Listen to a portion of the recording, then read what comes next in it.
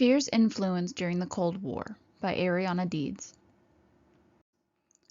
After the nuclear bombings from the United States on the cities of Hiroshima and Nagasaki, two major cities of Japan, World War II came to a close with Japan's unconditional surrender.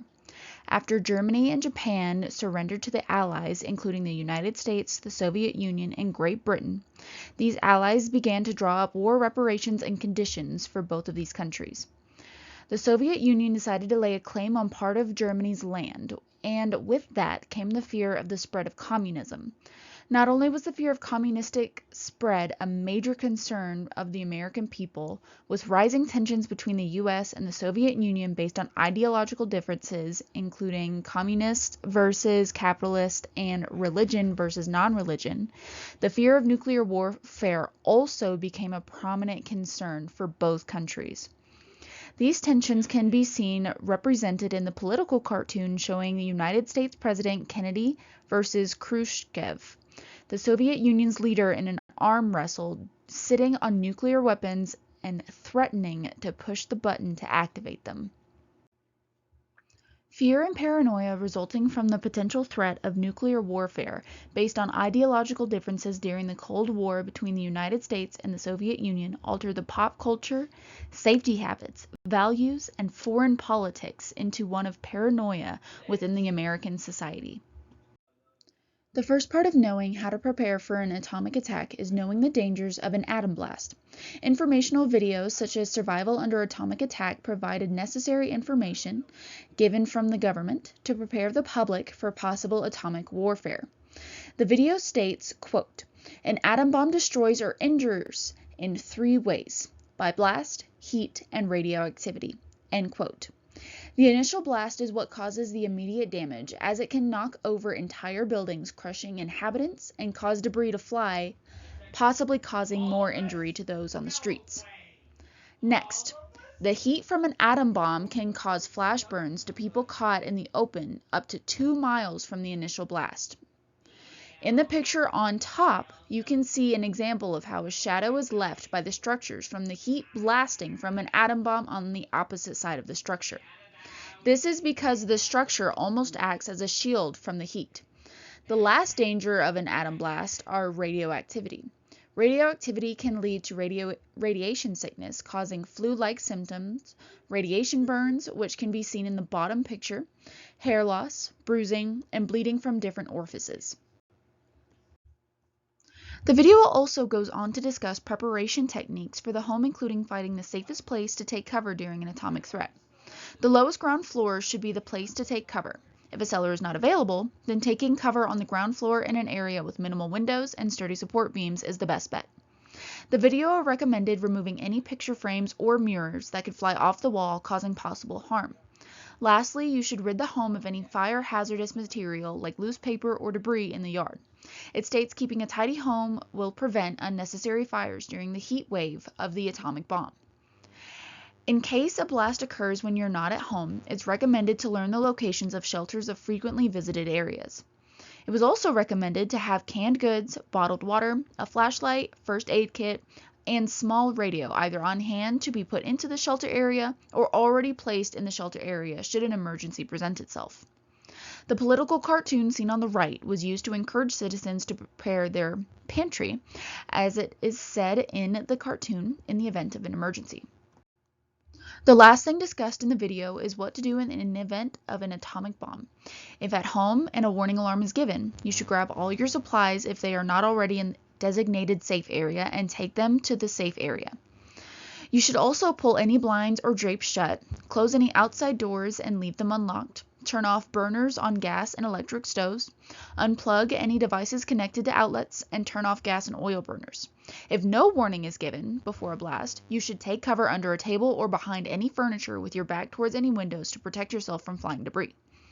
If you are in public and no warning is given, you should seek shelter within the immediate area, such as a door frame or a shop, and if shelter is not immediately available, you should drop to the ground and lie flat while covering your head while the initial blast passes. Even children in school experience duck and cover drills just in case of an attack during the school day, as seen in the picture on the right. All these precautions and instructions were given to a fear-filled populace who would not need these safety measures if they were not under the impending threat of nuclear warfare against the Soviet Union.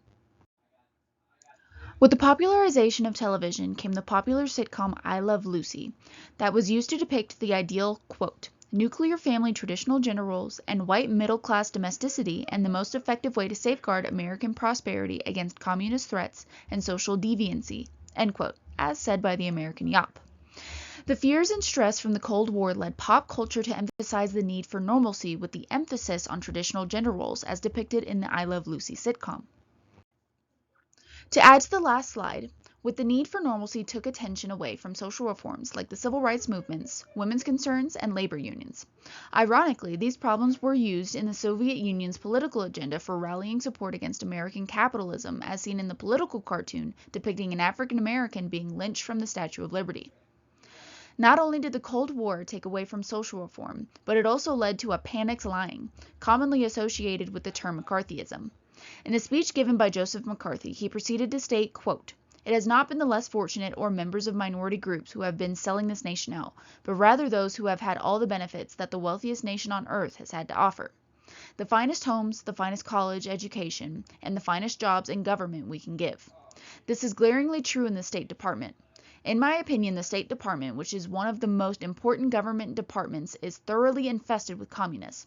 I have in my hand 57 cases of individuals who would appear to be either card-carrying members or certainly loyal to the Communist Party, but who nevertheless are still helping to shape our foreign policy." End quote. Supplementary source McCarthy. Even though McCarthy claimed to know of 57 communist-related people in the State Department, that number typically changed when asked to reveal the people, and he also never was able to reveal any proof of communist relations. This led many people to no longer trust their fear-driven political members. It was almost like the Salem witch trials. All it took was someone to claim you were communist for you to suddenly be put on trial in your community. Foreign politics during the Cold War focused on containing communism. As represented in the picture, Operation PB Success was a controversial CIA operation that led to the revolt against Guatemala President Jacobo Arbenz, who sought political and economical freedom through land reform for his country. In the process, he, quote, allowed communists in the Guatemalan Labor Party to hold key government seats, end quote, as said by the UMBC Center for History Education. Because of the communist influence, many Americans, especially President Eisenhower, as seen in the political cartoon, shaking the hand of Castillo Armas, the hand-picked leader of the rebel forces against Arbenz. An important aspect to consider when discussing the controversy behind this operation was the American-owned United Fruit Company had over 500,000 acres of uncultivated land dedicated to banana farming that Arbenz threatened with his land reform. So, when the CIA intervened under the guise of the fight against communism, many began to question whether Eisenhower was protecting the U.S. from the communistic threat spreading into Guatemala or whether he was protecting his financial prospects through the United Fruit Company.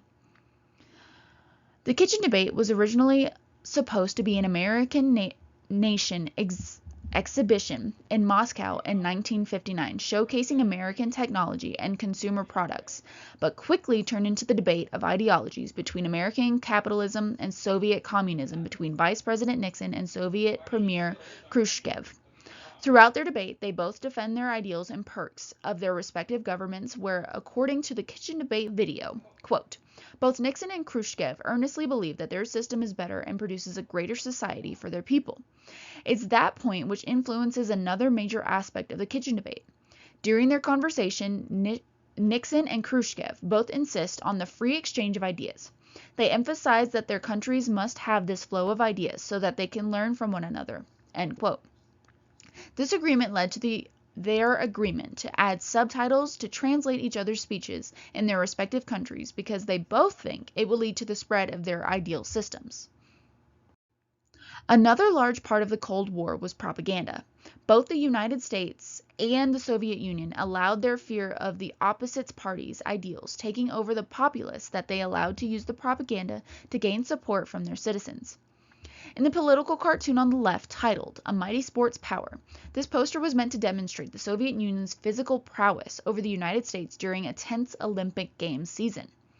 The political cartoon in the middle represents the direct and collective action desired by the United States and their people to combat communism. Eisenhower is even quoted saying, quote, "I am convinced that the expenditure of men and money in wielding the spoken and written word was an important contributing factor in undermining the enemy's will to fight," end quote, showing just how much he believed words could influence even your enemies. In the article titled Total Cold War, Eisenhower's Secret Propaganda Battle at Home and Abroad by Kevin Kosar, Kosar states, quote, "Eisenhower employed both governmental and private sector resources. Agencies such as the United States Information Agency promoted bucolic images of life in the United States, where people's capitalism permitted laborers and capitalists both to share in the wealth. And many of the major cabinet departments conducted the Atoms for Peace campaign, which promoted nuclear technology as a tool for medical care and a means of general energy," end quote. As represented in the political cartoon on the right, with a dove, a typical symbol for peace and love, carrying the atom bomb. The Cold War was a time of fear and paranoia, driven by the constant tensions between the United States and the Soviet Union, driven by their differing ideals. This led to a change in culture with a constant need to be ready for the worst, a change in foreign political standpoints, a reduction in the direction of different reform movements, including the civil rights movement, and the constant butting of heads between different political leaders from both countries as seen in the kitchen debate.